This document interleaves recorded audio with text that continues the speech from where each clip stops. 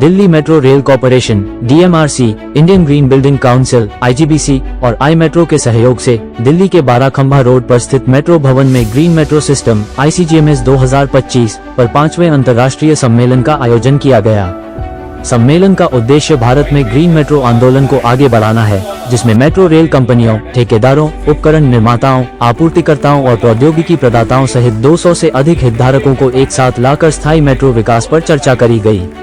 समारोह के मुख्यातिथि केंद्रीय आवास एवं शहरी मामले और बिजली मंत्री मनोहर लाल खट्टर और विशिष्ट अतिथि आवास एवं शहरी कार्य राज्य मंत्री तोखन साहू थे। सम्मेलन की अध्यक्षता DMRC के अध्यक्ष विकास कुमार थे। आइए देखते हैं टोटल खबरें के वरिष्ठ संवाददाता की यह विशेष रिपोर्टें में मुख्य अतिथि, वरिष्ठ अतिथि और DMRC के अध्यक्ष ने क्या कहा।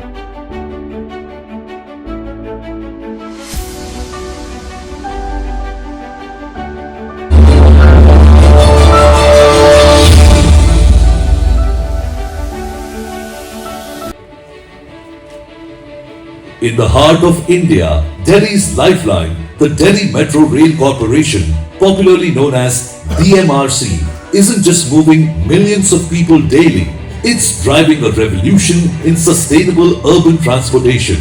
DMRC is a global pioneer harnessing the power of the sun to create a greener future, and set up today, DMRC has strategically installed solar rooftop power plants across various facilities, transforming unused spaces into clean energy generators. Currently, DMRC boasts an impressive 50 megawatt peak of on-site solar installations and receiving 99 megawatt solar power from Reva Ultra Mega Solar Project through open access, making it possible to meet 60% daytime energy requirement through renewable sources. And the journey doesn't stop there. DMRC targets 60 megawatt peak of on-site solar installations by the end of its phase 4 network expansion. A key step towards this goal is achieved by installation of 1 megawatt peak solar capacity at the Khyber Pass Depot stabling shed. DMRC is constantly pushing the boundaries of solar technology. In this line, a groundbreaking innovation is making history. For the first time in the country, vertical bifacial solar plant has been installed on the viaduct of the Delhi Metro operational line. Vertical bifacial panels are a marvel of modern engineering, capable of capturing sunlight on both sides, maximizing energy generation like never before. Installed along the viaduct, this innovative design not only utilizes minimal space but also integrates seamlessly with the metro's infrastructure, a perfect blend of sustainability and urban development. DMRC's commitment to sustainability extends beyond solar energy. The organization has implemented various green initiatives, earning prestigious platinum ratings from the Indian Green Building Council. DMRC continues to explore and implement innovative solutions such as energy storage systems and water recycling to enhance its sustainability quotient. DMRC is building a greener future for Delhi NCR and inspiring a global movement towards cleaner, more efficient urban transportation. DMRC, leading the way in sustainable urban transport. Warm good morning to all of you. I am very happy to be here today at the 5th edition of IGBC's Conference on Green Metro Systems. This is a platform which brings together thought leaders and stakeholders committed to creating a sustainable urban transport ecosystem. As we gather here, we recognize that the future of Indian mobility or urban mobility in India is not just about efficiency and connectivity. It is about sustainability, resilience and environmental stewardship.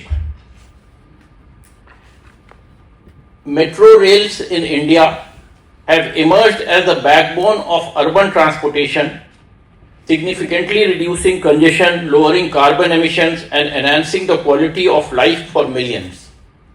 We all know that rapid urbanization is taking place, and by 2030 almost 40% of the population would be in urban areas.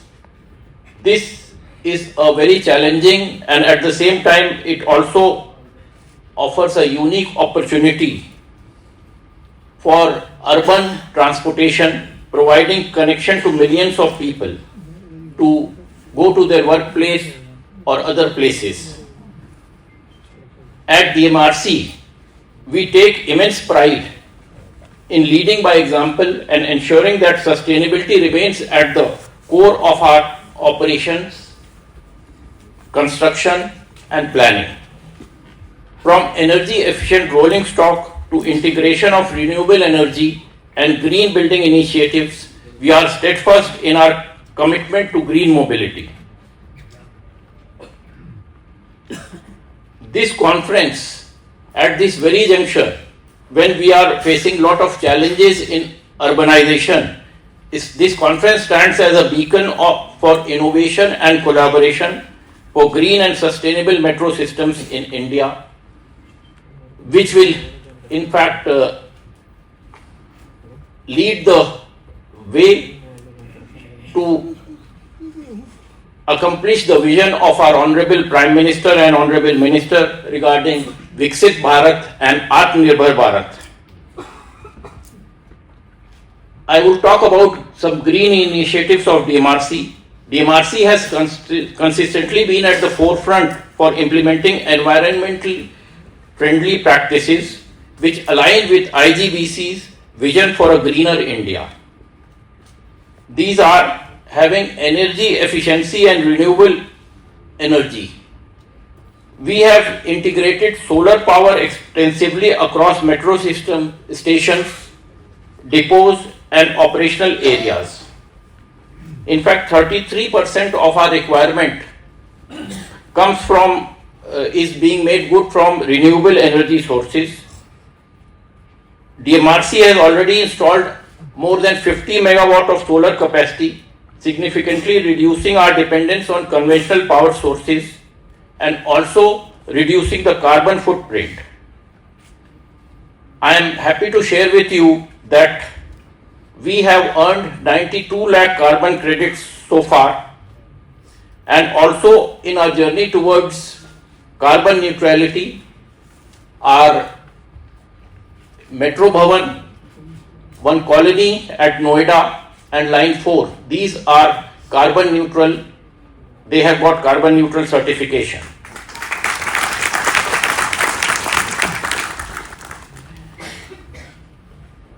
And over and above this, all metro stations of phase 3 and the metro station which has recently been inaugurated by our Honorable Prime Minister, these are platinum rated metro stations as far as IGBC rating is concerned. We have gone in for regenerative braking technology right from the beginning and were first in the field of earning carbon credits from the same. We have also opted for more efficient rolling stock lighting systems at the stations. By introducing efficient lighting systems, we have in fact improved our efficiency by 60%. Our metro trains are equipped with regenerative braking systems that help conserve energy and reduce the power consumption. This has led to a saving of around 35% and also enhances the passenger comfort. Our stations are designed, new stations especially, to have 75% of illumination by daylight only, the elevated stations. Then in the field of water conservation and waste management, here also we have implemented rainwater harvesting, which has, in fact, we capture almost 80% of stormwater from station area and 100% from viaduct. And in addition to this, we have done certain innovations, like we are capturing, reusing seepage water in line 6 to the tune of 527 kiloliters per day. Our wastewater treatment plants ensure zero discharge, with treated water being reused for cleaning and horticulture purposes. In fact, in the construction also, we have a CND waste, and around 276 billion tons of CND waste is being recycled on our CND waste plants. I would say that this green initiative or green metro systems, it should be, in fact, it is now essential to have it. It is very imperative on each and every metro to search for this, and this should be right from the planning, design, construction and O&M. Everywhere we should look for energy efficiency and having less greenhouse gas emissions. The way forward, I would say, is that it requires collaboration between policymakers, industry leaders, technology providers and sustainability experts. So platforms like IGBC Metro Conference provide an excellent opportunity for knowledge sharing, innovation and collective action. Moving forward, I would like to say that we stand committed to expanding our solar footprint and increasing the reliance on renewable energy, exploring smart mobility solutions including energy efficient operations and electric feeder services.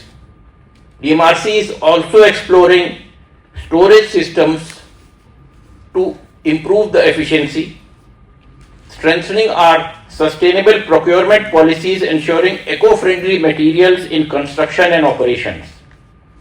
By 2030, we envisage that metro systems in India will be powered predominantly by renewable energy, leveraging innovations in energy storage, smart grid integration and sustainable construction practices. As we deliberate on the green solutions for metro systems, I urge all stakeholders to reaffirm their commitment to sustainable urban transport. Green metros are not just a necessity, they are an imperative for healthier and smarter and more resilient future.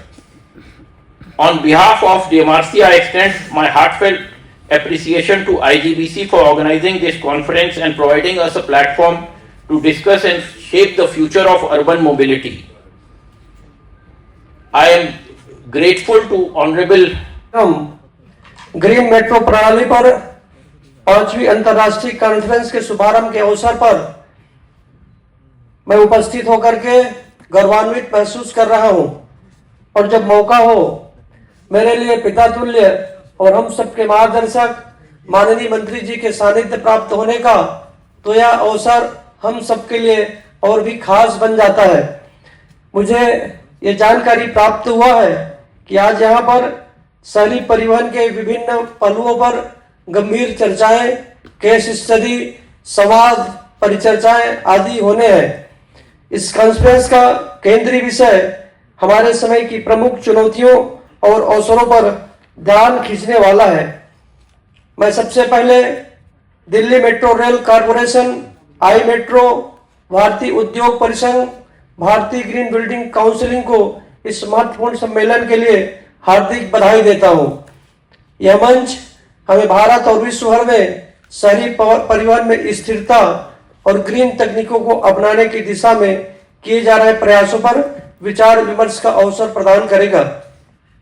मैं सम्मेलन में भाग लेने वाले सभी प्रतिभागियों, देश विदेश के विशेषज्ञों, इनोवेटर्स और पॉलिसी मेकर्स को धन्यवाद करना चाहता हूं, जो यहाँ आकर अपने अनुभव, विचार और शहरी परिवहन की समस्याओं पर समाधान साझा करने के लिए एकत्रित हुए हैं, खोजने के लिए एक शानदार अवसर साबित हुए हैं।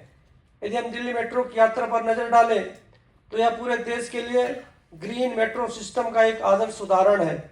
395 किलोमीटर के विस्तृत नेटवर्क के साथ दिल्ली मेट्रो का निरंतर विस्तार हो रहा है और फेज 4 के पूरा होने के बाद यह 505 किलोमीटर तक विस्तृत हो जाएगा। दिल्ली मेट्रो की अक्षय ऊर्जा और सौर ऊर्जा में अभूतपूर्व उपलब्धियों की भी मैं सराहना करता हूँ। डीएमआरसी की 51 मेगावाट और सौर ऊर्जा उत्पादन क्षमता एक महत्वपूर्ण मील का पत्थर है। मुझे विश्वास है कि वे जल्द ही अपने 60 मेगावाट के लक्ष्य को भी प्राप्त करेंगे। बातें जो आपके टेक्निकल इश्यूज बाकी सब बता दिए हैं, मैं तो बैठा विचार कर रहा था कि आखिर आज ये इतना विचार करने का अवसर आया क्यों है।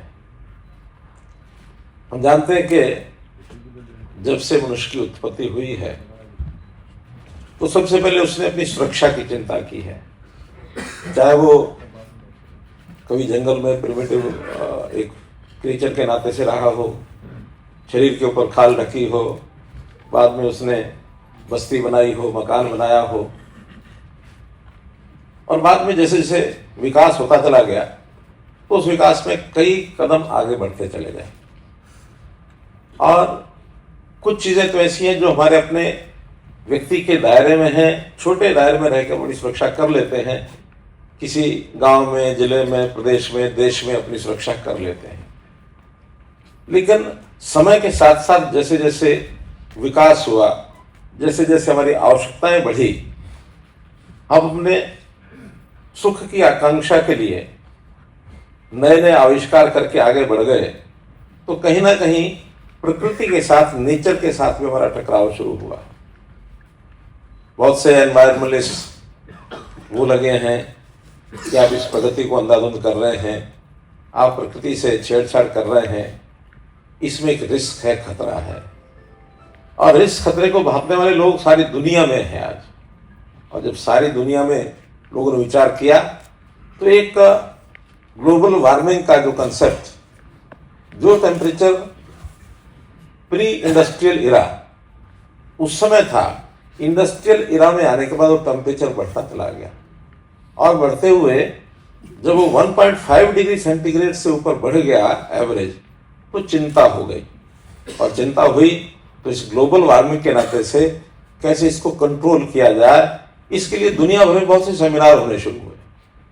पेरिस एग्रीमेंट हमको ध्यान में 2005 में हुआ, वहां सबसे पहले चिंता व्यक्त की गई, और उस चिंता को व्यक्त करते हुए एक कंसेप्ट आया कि दुनिया के सब देश नेशनली डिटरमाइंड कंट्रीब्यूशन एनडीसी के नाते से अपने अपने टारगेट तय करें कि हम इस चैलेंज को कैसे ठीक करेंगे, कैसे इस विषय पर काबू पाएंगे।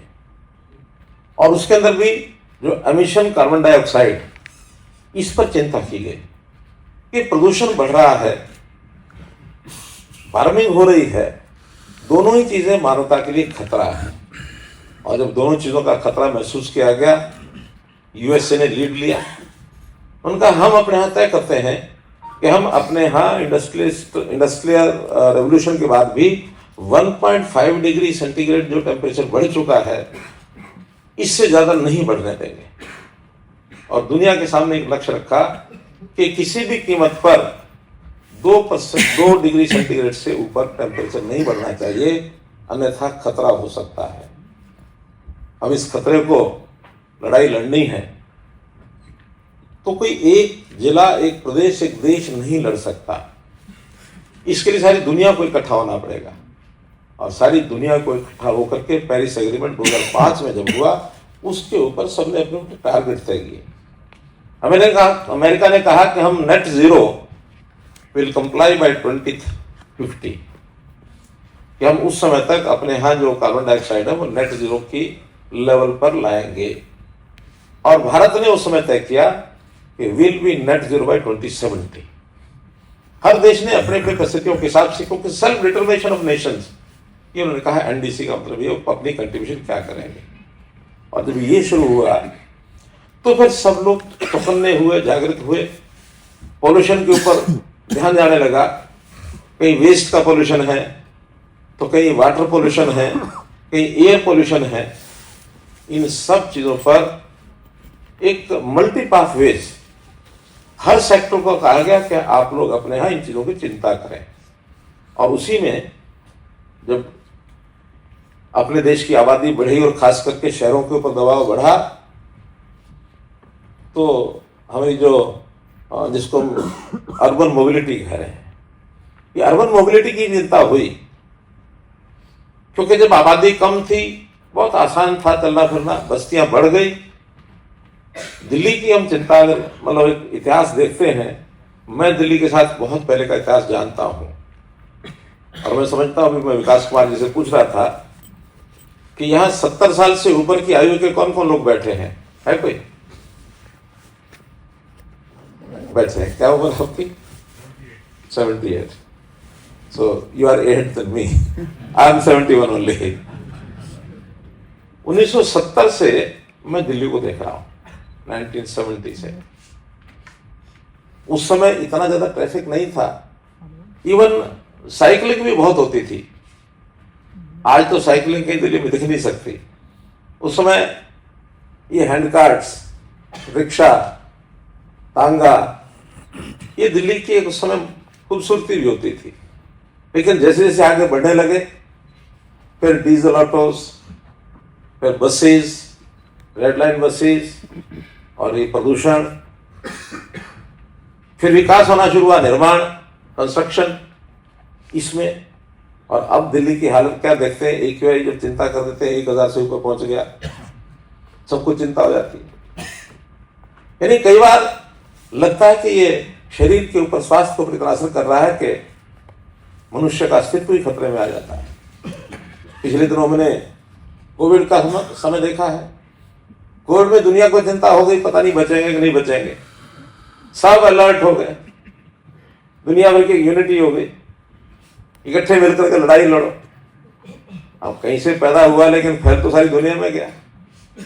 अच्छी बात ये काबू में आ गया और उसके लिए भी मैं अपने देश के प्रधानमंत्री जी को बहुत ही धन्यवाद देता हूं, बहुत उनकी प्रशंसा इस बात की करता हूं कि अपने देश में 2 वैक्सीन हमने बनाई और 2 वैक्सीन बना करके न केवल अपने देश के लोगों की सुरक्षा की, बल्कि लगभग दुनिया के 100 देशों में हमने उस जो है कोविड की वैक्सीन वो सप्लाई की, 100 देशों को बचाया।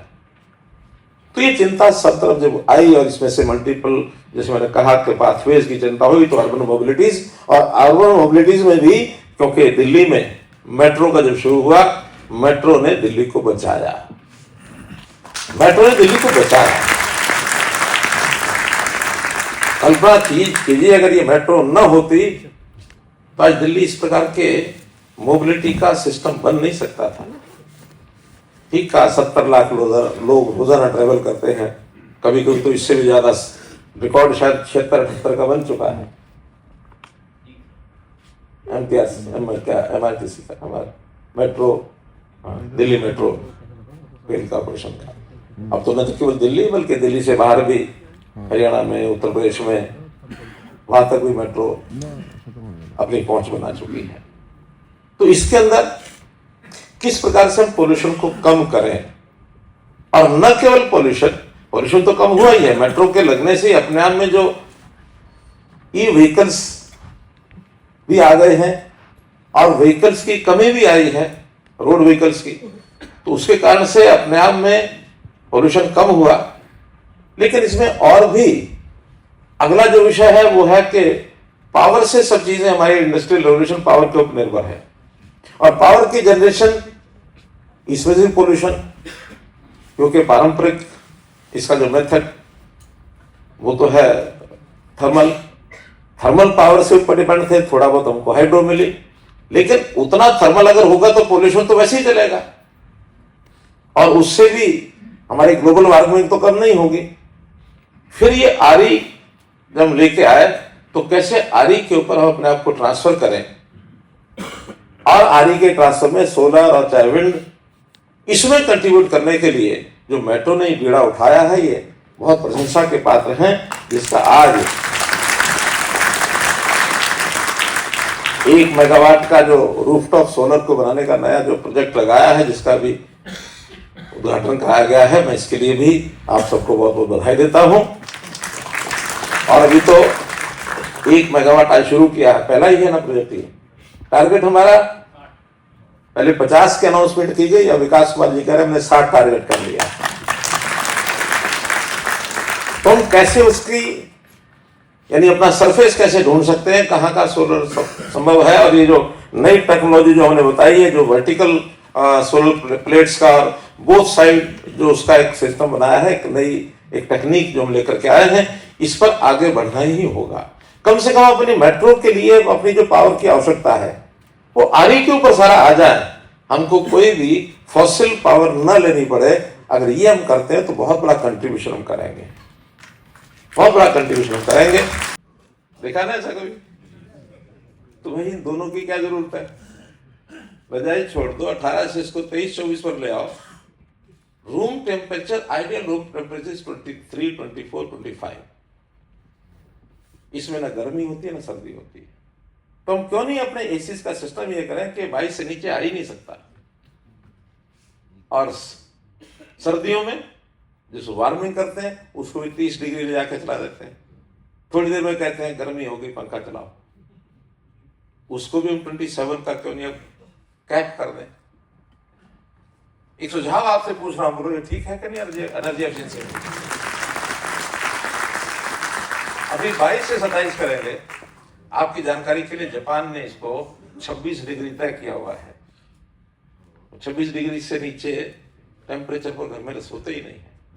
25, 26 पर सोते हैं।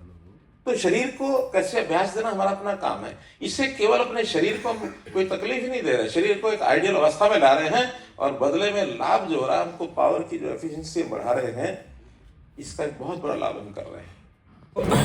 मेट्रो ने जिस इनिशिएटिव को लिया है मुझे प्रसन्नता है और मैं मेट्रो के डिपार्टमेंट को, खास करके एमडी हमारे विकास कुमार जी को बहुत ही बधाई देता हूँ कि जिस प्रकार से एनर्जी एफिशिएंसी के बहुत से कार्यक्रम चलाए हैं।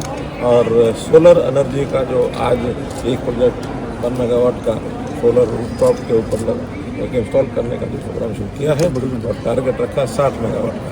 तो हमारी जितनी एनर्जी रेलवे में उपयोग होगी, आशा ये करता हूँ कि वो सबकी सब आरी के माध्यम से चले, ताकि हम फॉसिल एनर्जी को उसमें यूज़ न करें और आगे चल करके एक ग्लोबल वार्मिंग को कम करने के लिए, पोल्यूशन को कम करने के लिए इसका जितना उपयोग होगा वो बहुत ही अच्छा करें। सर, आपने कैपिंग का सुझाव दिया है, वो काफ़ी बेहतर है। एनर्जी एफिशिएंसी के बहुत सुझाव आए हैं, तो एक सुझाव गंभीरता से मैंने विचार किया है कि लोग अपने एसीज़ को, रूम टेम्परेचर को एक लिमिटेशन के अंदर ही रखेंगे।